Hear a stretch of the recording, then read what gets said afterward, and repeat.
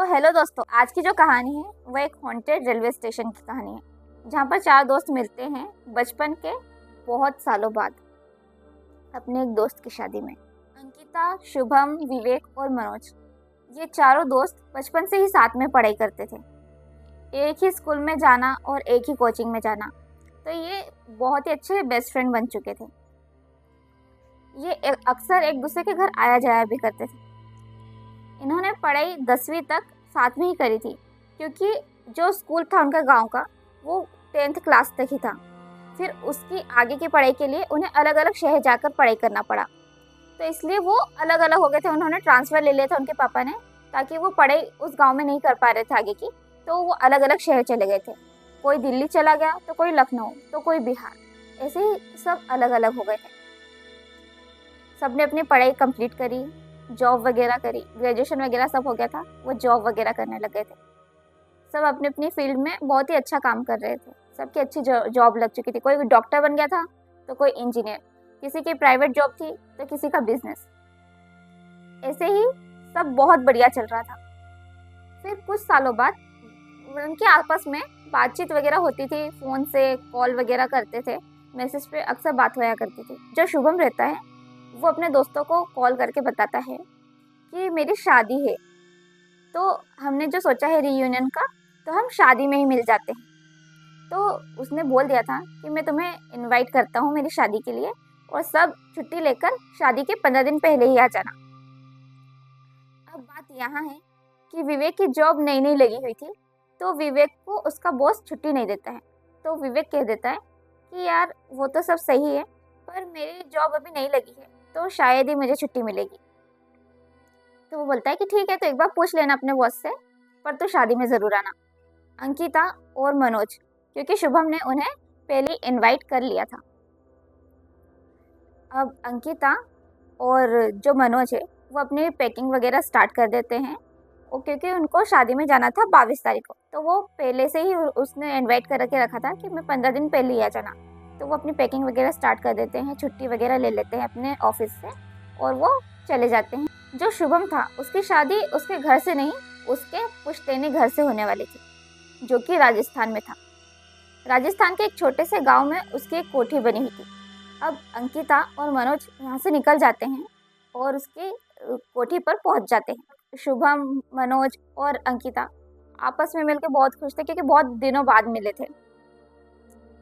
विवेक उनसे फ़ोन पर बात भी करता था कि अच्छा तुम पहुंच गए हो, मतलब उनके फ़ोन पे आपस में बातचीत बहुत अच्छी चलती थी, क्योंकि बचपन से बहुत साथ में थे।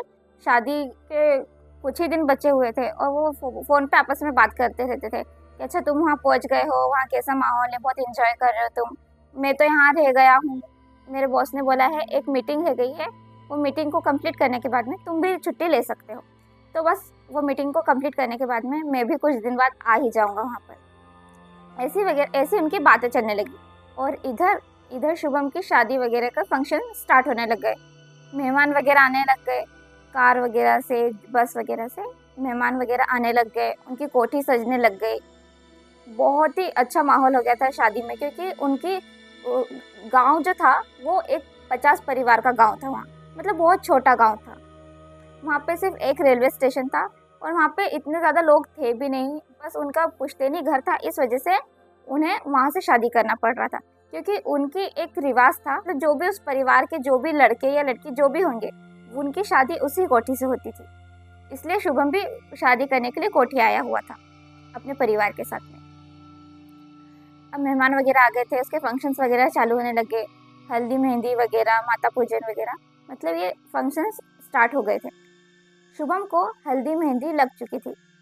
हल्दी मेहंदी वाले दिन शुभम को विवेक का कॉल आता है, और विवेक उससे कॉल पर बात करता है और कहता है कि मैं कल आने वाला हूँ, तो मुझे तू लेने आ जाना टाइम से। तो विवेक कहता है कि हाँ, मैं किसी को पहुँचवा दूंगा कि वो तुझे लेने लेने आ जाएगा। तो विवेक की ऐसी बात होती है और कॉल कट कर देता है विवेक। वो बारात के एक दिन पहले आने वाला था, विवेक ने ऐसा कह दिया था शुभम को। फिर उसको छुट्टी मिल गई थी अपने ऑफिस से, वो पैकिंग वगैरह करता है और ट्रेन पकड़ता है दिल्ली से राजस्थान की।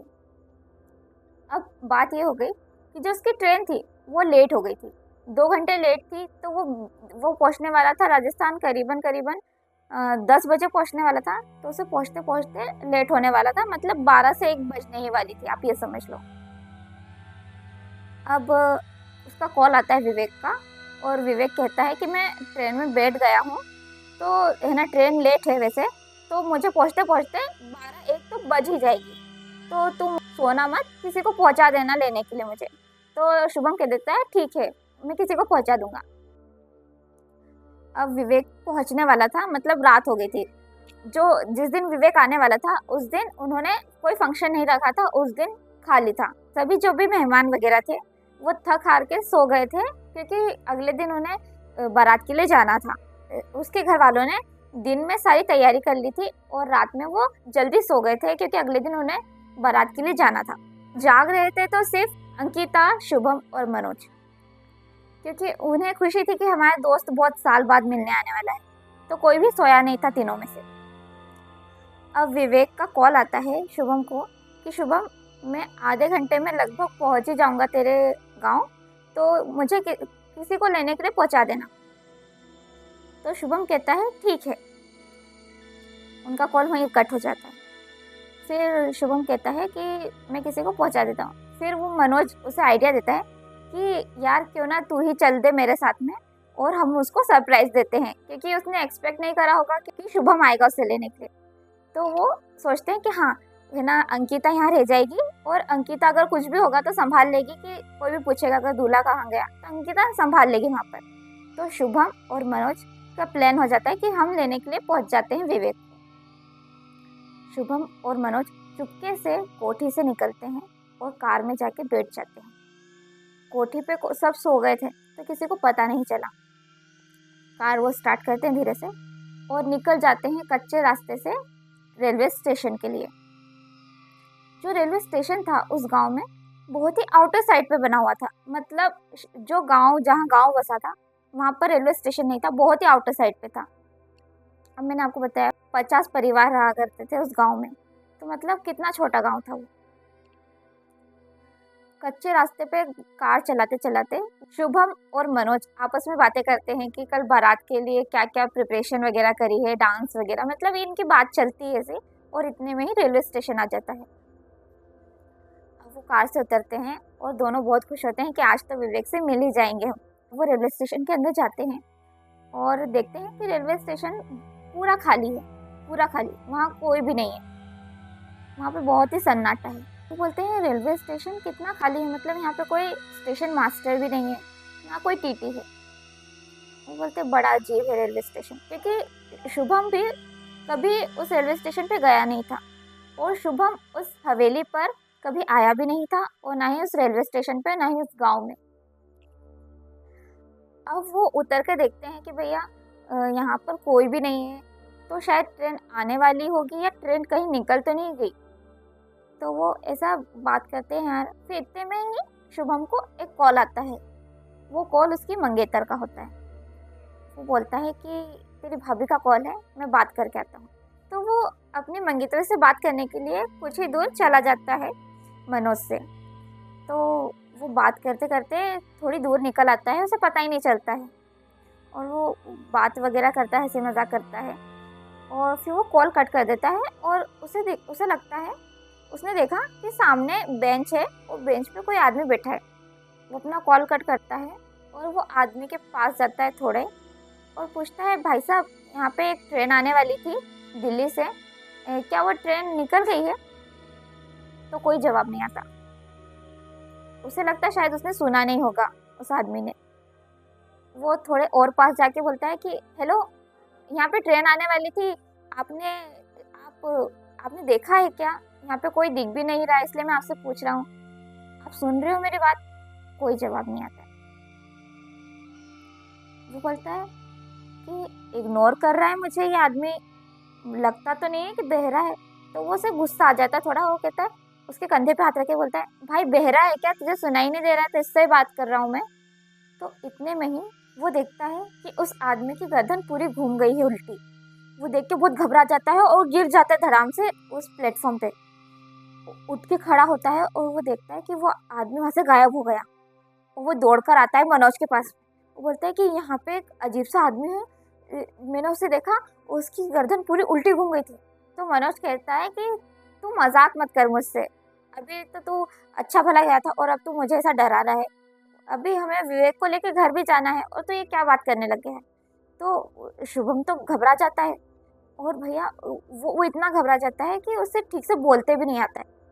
उनकी ऐसे बातचीत चलती है, इतने में वो देखते हैं कि दूर से कोई आदमी चलता हुआ आ रहा है और कोई आदमी लंगड़ाते हुए चल रहा है और पूरा सन्नाटा था। तो वो आदमी लंगड़ाते हुए चल रहा था, तो सिर्फ एक ही आवाज़ आ रही थी उसके चलने की, कदमों की। वो देखते हैं कि वो आदमी दूर से आ रहा है जिसकी गर्दन उल्टी घूमी हुई थी और मनोज ने भी उसे देख लिया था। मनोज भी देख के घबरा गया, पहले तो उसे समझ नहीं पड़ा कि कौन है। उसने वो नज़दीक जैसे आते जा रहा था वैसे उन्होंने देख लिया कि ये तो वही है जो उसे शुभम ने उसे देखा था।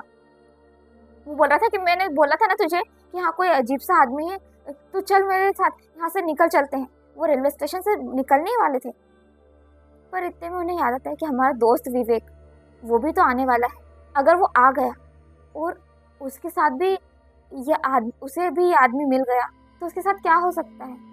इसलिए वो वहाँ से निकलते नहीं हैं और जाकर कहीं पर छुप जाते हैं बेंच के पीछे। वो आदमी ढूंढता है लंगड़ाते लंगड़ाते, क्योंकि वो एक एंटिटी थी।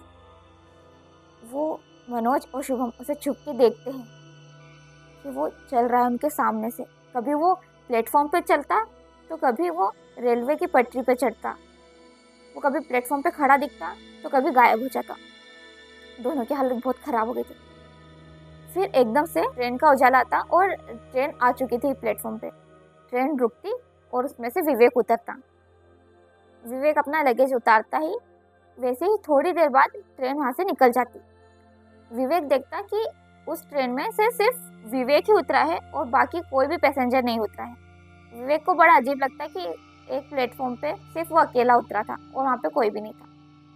ये बात शुभम और मनोज छुप के देख रहे थे और शुभम और मनोज छुप के देख रहे थे और फिर वो निकलते हैं बाहर और बोलते हैं, दौड़ के जाते हैं और बोलते हैं विवेक को, विवेक अच्छा हो तू भाई, तू जल्दी आ गया। विवेक को वो बोलते हैं कि यहाँ पे एक अजीब सा आदमी है, पर विवेक मानता नहीं है। बोलता कौन है, मैं भी देख लूंगा, तो मजाक मत करो। पर दूर से उनको वापस से वही आवाज़ सुनाई देती है उन कदमों की कि वो आदमी वापस से चलता हुआ आ रहा है। वो बोलते हैं विवेक, वो बोलते हैं देख देख वो आदमी वापस आ रहा है। मनोज और शुभम को वो आदमी दिखाई देता है पर विवेक को वो आदमी दिखाई ही नहीं देता है।